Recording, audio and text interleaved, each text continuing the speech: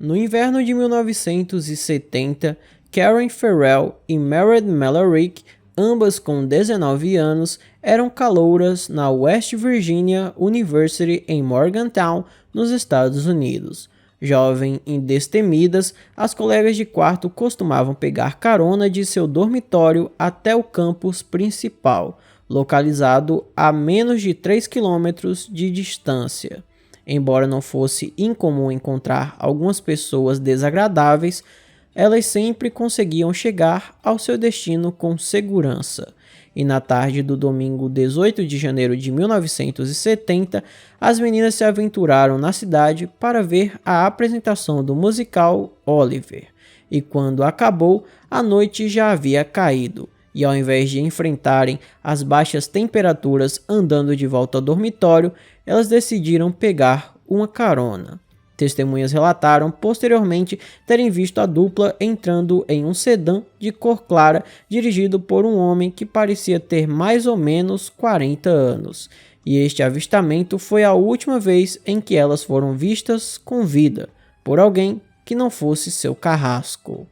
Então, se você se interessa por esse tipo de conteúdo, eu peço desde já que deixe aí o seu gostei e se inscreva no meu canal. E se quiser e puder, veja a possibilidade de se tornar um membro, porque além de ajudar o canal financeiramente para que eu possa continuar sempre produzindo os meus vídeos, você também vai ter acesso ao nosso grupo exclusivo para apoiadores, que fica no WhatsApp. Então, se quiser e puder, veja aí essa opção de ser membro. E também, se quiser, me siga no meu Instagram, que é esse aqui que aparece na tela. Então, dados os recados, vamos pro caso.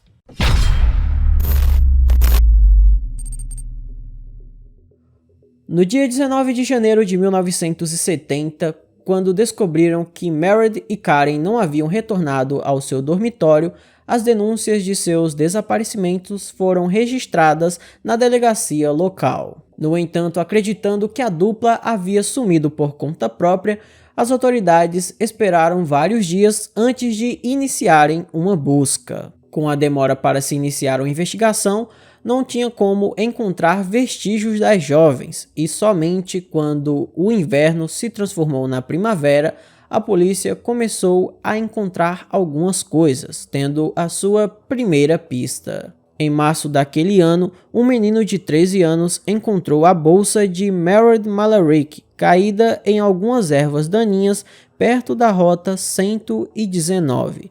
Poucas semanas depois, outro garoto encontrou a carteira de motorista de Karen Ferrell em uma área remota ao sul de Morgantown.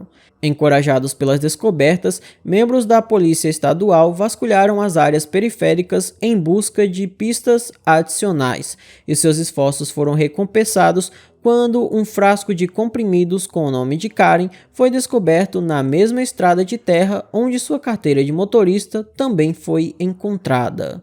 Com mais peças do quebra-cabeça se encaixando com o passar dos dias, a polícia estava muito confiante de que logo estariam com as meninas. Mas as coisas tomaram um rumo diferente no dia 6 de abril, quando uma carta chegou até o quartel da Polícia Estadual em Morgantown. Com um carimbo postal de Maryland, a correspondência incluía um mapa de onde as evidências referentes às alunas desaparecidas poderiam ser encontradas. Sem nada a perder, os policiais seguiram as instruções, o que os levou a Goshen Road, uma área residencial. A partir daí, foi iniciada uma busca nos quintais e nos bosques próximos, que levou a um par de óculos e uma bolsa de mulher que claramente estavam ali há bastante tempo.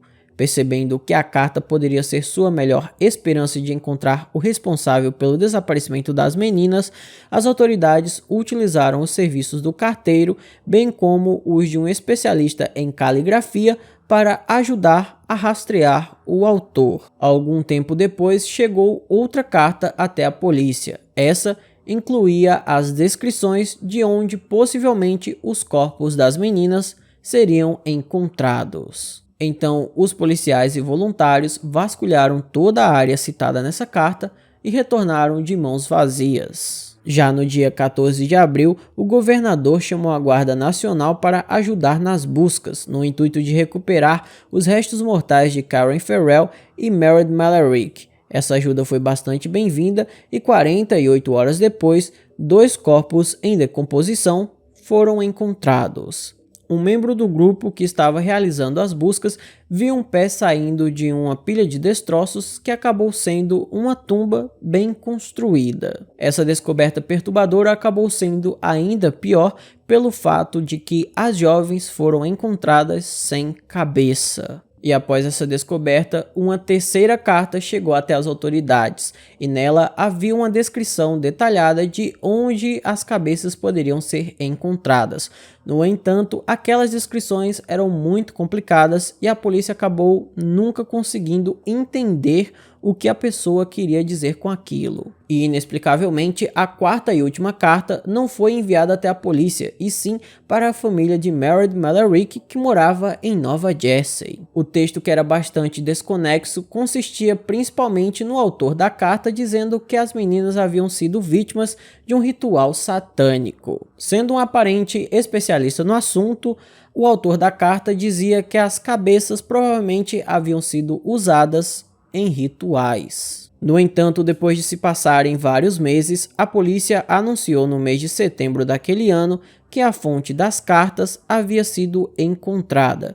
Foi descoberto que as cartas haviam sido enviadas por membros de um culto pseudo-religioso chamado Igreja da Ciência Psíquica. Acreditando que seu líder tinha o poder de canalizar espíritos, eles usaram seu dom para entrar em contato com seres celestiais que lhes deram as informações sobre o caso que eles repassavam através das cartas. Após uma investigação completa sobre as atividades do grupo, eles foram inocentados de qualquer envolvimento no crime, e foi determinado que as informações que eles forneceram não vieram do conhecimento em primeira mão dos fatos, e com isso a investigação foi paralisada mais uma vez.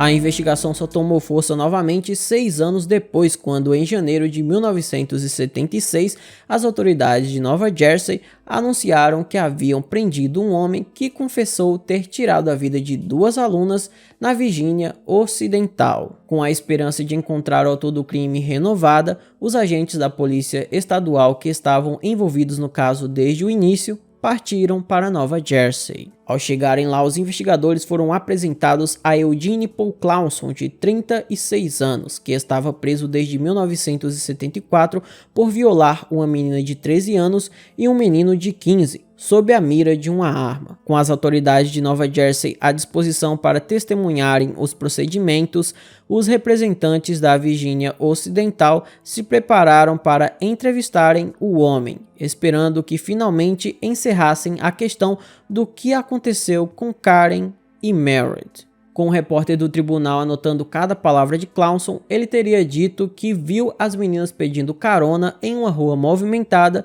naquela fatídica noite. Ao vê-las, seus instintos predatórios rapidamente afloraram e ele parou seu Chevrolet Creme ao lado delas. Esse carro havia sido emprestado a ele por um amigo, e depois de oferecer carona às jovens, elas facilmente aceitaram com gratidão. E uma vez que elas estavam dentro do carro, ele trancou as portas e sacou uma arma. Enquanto as meninas imploravam por suas vidas, ele pegou a Country Road 76 em direção à antiga Weirton Mine, uma mina abandonada. Depois de estacionar o mais longe possível, ele as forçou a fazerem atos carnais uma com a outra antes de amarrar suas mãos e violá-las.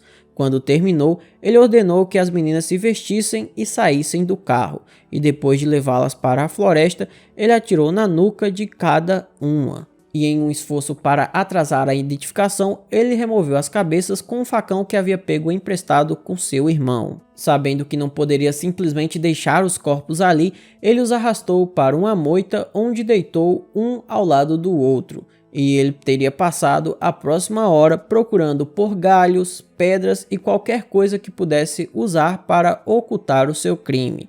E foi assim que ele criou aquela espécie de sepultura onde os corpos foram encontrados. E uma vez que os corpos estavam sepultados, ele teria pego as cabeças para mostrar a seu irmão, mas chegando lá, o irmão dele não estava em casa, então ele as jogou de um penhasco. Ele teria descartado as cabeças e a arma do crime em um penhasco que ficava em Marion, na Pensilvânia, cerca de 2h30 do local do crime. 3 dias depois dessa confissão, os detetives revistaram o local descrito por Clauson e, embora não tenham encontrado o que procuravam, descobriram um par de algemas e vários fios de cabelo. Esse último foi analisado, mas a tecnologia disponível na época não era tão boa assim, então não foi possível identificar a origem dos fios. No entanto, em maio de 1976, depois de confessar ter tirado a vida de Karen e Meredith, Clauson se retratou. Segundo ele havia inventado tudo depois de ler sobre o caso em uma revista de crimes reais. Como ele não estava realmente envolvido no crime, ele não achava que alguém o levaria a sério. Mas infelizmente para ele, uma vez que ele deu detalhes que não haviam sido divulgados ao público, sua confissão de culpa havia falado muito mais alto que sua declaração repentina de inocência. Mais tarde naquele verão, Clauson foi indiciado por sequestro, violação e assassinato em primeiro grau. E em novembro ele foi julgado e considerado culpado de todas as acusações. E devido ao estado da Virgínia ter abolido as execuções, no caso a pena de morte, ele foi sentenciado à maior pena possível, que era a prisão perpétua sem direito à liberdade condicional. Quando o processo de apelação começou, sua equipe de defesa exigiu que o veredito fosse anulado, alegando que Clauson havia feito as admissões incriminatórias sem a presença de um advogado. Eles também argumentaram que os promotores haviam prejudicado o júri ao mostrar imagens gráficas dos restos mortais das vítimas. Como resultado de seu trabalho incansável em nome de seu cliente, um ano depois de sua sentença, as condenações foram anuladas. Clauson foi julgado novamente no ano de 1981. E mais uma vez ele foi considerado culpado pelo júri e pegou a sentença de prisão perpétua sem direito à liberdade condicional. Embora sua segunda condenação fosse a confirmação de que ele iria passar o resto de sua vida atrás das grades, seus apoiadores não estavam nada satisfeitos com isso e iriam lutar. Aqueles que acreditavam que Clauson foi vítima de uma injustiça apontaram que crimes semelhantes ocorreram na mesma época, mas uma vez que as autoridades tinham sua confissão em mãos, eles ignoraram outros possíveis suspeitos. Um personagem desagradável que eles achavam que merecia uma investigação era William Bernard Hacker Sr., que havia sido preso no condado de Pendleton, West Virginia, em 1971 por decapitar um homem e enterrar seus restos mortais em uma área arborizada. Mesmo que a única semelhança entre os casos das garotas e o caso desse homem fosse o fato de que a vítima teve sua cabeça separada do corpo, os apoiadores de Clauson acreditavam que isso já era o suficiente para uma investigação. Outra pessoa de interesse foi John Brennan Cutley, engenheiro que raramente ficava sem companhia feminina e nunca ficava muito tempo em um lugar. Coincidentemente, sempre que ele se mudava para uma nova área, as mulheres começavam a desaparecer. E esse padrão perturbador foi observado durante o tempo que ele passou na Virgínia, Flórida e em seu estado natal, a Virgínia Ocidental. Embora o estilo de vida nômade dele tenha permitido que ele passasse despercebido da polícia durante grande parte de sua vida adulta, o famoso perfilador do FBI, Robert Ressler, o classificou como tendo todas as qualidades de um serial killer. O crime que o colocou atrás das grades envolveu a agressão de uma jovem que ele sequestrou no ano de 1985. Ele teria cometido esse crime enquanto sua esposa e filho estavam fora da cidade no feriado de Ação de Graças. Depois dessa adolescente ter fugido de seu cativeiro, ela pediu ajuda a um motorista de caminhão que a levou até o hospital. E quando ela foi examinada, foi descoberto que quase metade de seu sangue havia sido retirado. Segundo ela, toda vez que ela era violada, o agressor colocava seringa em seus braços e tirava seu sangue, e consumia em sua frente.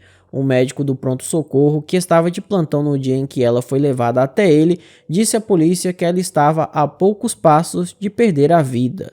Embora John fosse um indivíduo doente, com certeza ligá-lo ao caso de Karen e Meredith seria impossível, pois ele estava cursando a faculdade em Washington em 1970, quando o crime aconteceu, juntamente com sua propensão para caçar perto de casa, e isso o excluía como responsável pelo crime contra as garotas. Por mais depravado que John fosse, o mesmo também se aplicava a Clauson. Clauson admitiu que sofria de uma anomalia que o fazia não conseguir ter relações sexuais de maneira normal. Ele descobriu que forçar as pessoas a fazer o que ele queria era a única forma que tinha para que ele conseguisse se excitar. E assim, ele curava sua impotência. No final, o que realmente importa é que o Clauson foi julgado por 2 vezes e 2 júris diferentes o consideraram o culpado desse crime.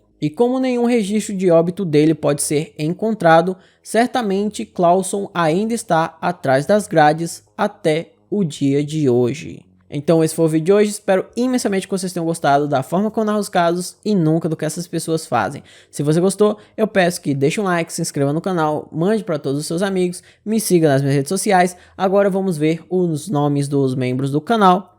Até a próxima e tchau!